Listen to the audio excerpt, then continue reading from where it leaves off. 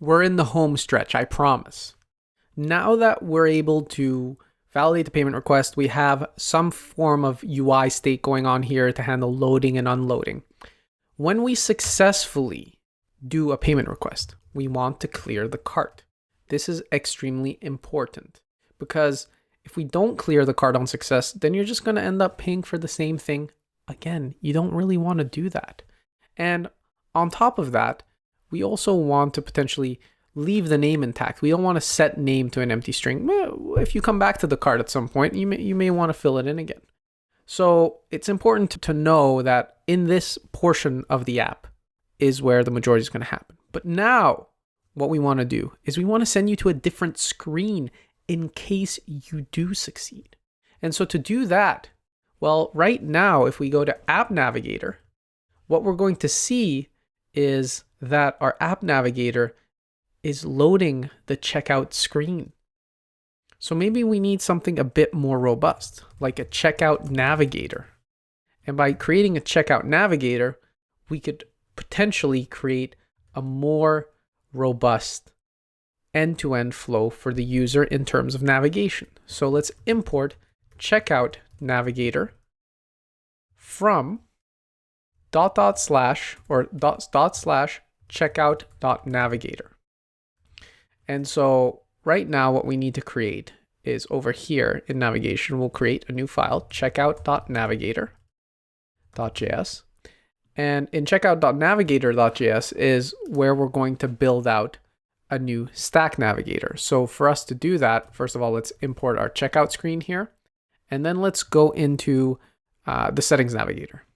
And let's import portions of what it does here. So let's import all of this stuff and let's put it right here. So first of all, we don't need this favorite screen. We don't need the settings screen. We have our checkout screen.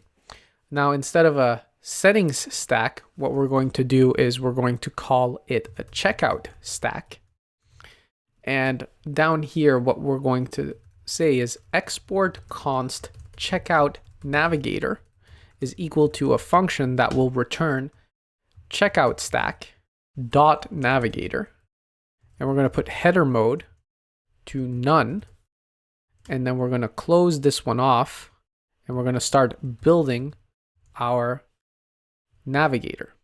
So now that we have this, what we need is a checkout stack dot screen.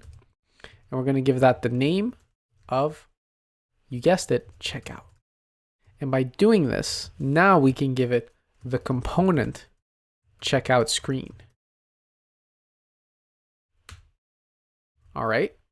And if we do all of this, what we need to do as well is make sure that this works as intended. So let's go over to checkout. There we go. It's still working. If we order the special, still working. So now what we want to do is add two more screens. One mainly called checkout success and another called checkout error. And one's going to take a checkout success screen and the other is going to take a checkout error screen. Now these are both going to come from the screens folder, but we're going to call it checkout error.screen and checkout success.screen. And over here, this is going to be the checkout success screen, and this is going to be the checkout error screen. And now all we need to do is go over into our screens and say checkout-error.screen.js and checkout-success.screen.js. And with these, we can now build out a fully fledged screen, checkout, success screen, and checkout error screen. What will those look like? Well, they'll look as follows. So let's implement one to begin with. Import React from React. And then let's also import the things that we always need. So first of all, let's import the safe area, the spacer, and the text. And let's see which of these we'll end up needing. So, and then let's go ahead and import some of these components from checkout styles because we'll need some of them. Mainly the ones that we'll need are the cart icon and the cart icon container. Those are extremely important. And what we'll do here is we'll export const checkout success screen. And we'll say that checkout success screen is equal to the render of the cart icon container inside of the safe area. So let's wrap that with a safe area. And then let's put a safe area around here, safe area. And then once we do that, we can save inside of cart container.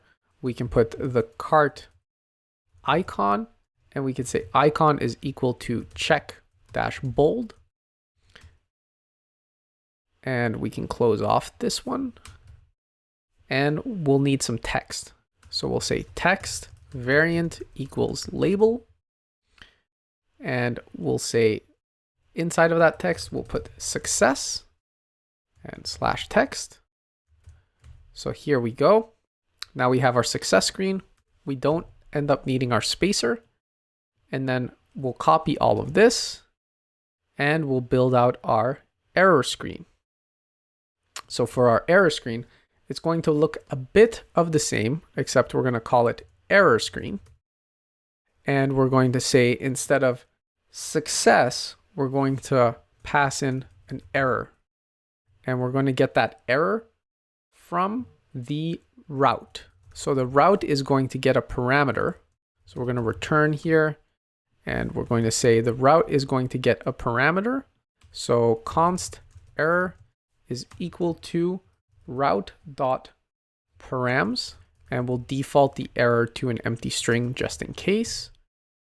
And so right now, the last thing that we need to do is say that this is close, and we'll set the background to colors.ui.error. And so one more thing we'll need in here is colors, which we'll get from infrastructure, theme, colors. There we go. So now we've set up two screens. We haven't hooked them up yet, but we've set them up, and we still have the navigator that is checkout.navigator. So this one is set up with both screens. And now all we need to do is in checkout.screen, we need to decide when we're going to navigate to which. So we're going to pull in the navigation, and we're going to say here, navigation.navigate, and we're going to go to checkout error. And let's just make sure that that is our checkout navigation, checkout success, checkout error. So we're going to go over to checkout error, right?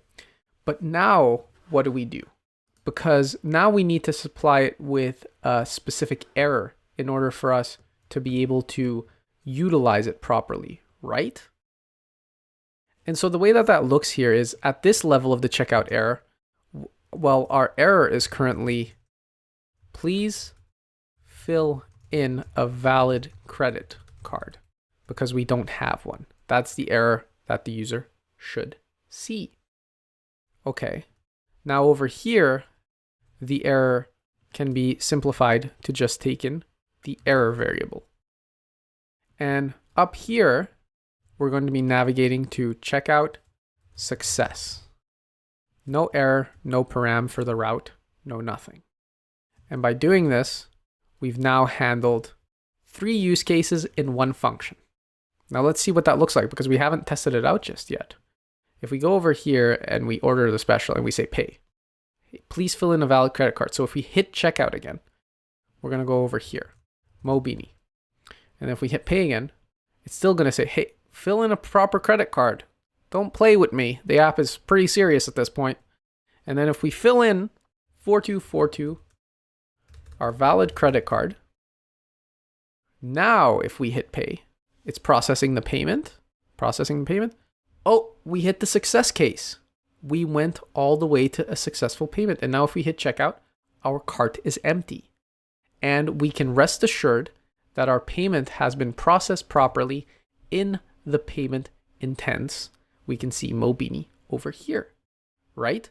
And so with that, we now have the ability for us to go end to end, have proper error management throughout the entire flow and be able to successfully utilize all of this properly.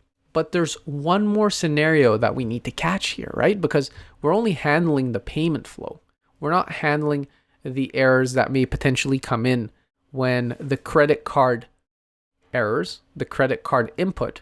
We have an on success, but we don't really have an on error. And so our on error here is going to be along the lines of navigation.navigate, but it's going to say something went wrong processing your credit card. And so how would this actually work in effect, right? If we went to credit card component, we're not really processing any errors that would happen here. So when you use async await, you have to wrap the entirety of it in something called a try catch statement. And the catch catches errors from the card token request. So in this case, if we do catch an error, we can say on error and we can call it immediately. So if our credit card was to fail in any way, shape, or form over here when requesting an actual credit card token, we can see it happen. Now, how would that happen, Mo? Well, Stripe has something called testing documentation. And that testing documentation comes with specific credit cards like the 424242 I was using. And these card numbers will invoke specific errors when utilized. And over here, you can see, for instance, this one. If a CVC number is provided, the CVC check will immediately fail. And by offering us all of these test cards, we can test for very specific scenarios when building our UI. So if I go over here to my app and I fill in seems like something's wrong here. Oh, of course, well, we need to wrap this with a function. Otherwise, it's going to invoke immediately all the time. Okay, so now that that's out of the way, if we go over here and we fill in Mobini and then we fill in that test card and we say 0 to 22 and we fill in 234. Now, if we hit pay, what's going to happen is, well, it's still going to process. Oh, something went wrong with your payment. So the payment's going to fail at the payment level. But what we can see here is that this was never invoked.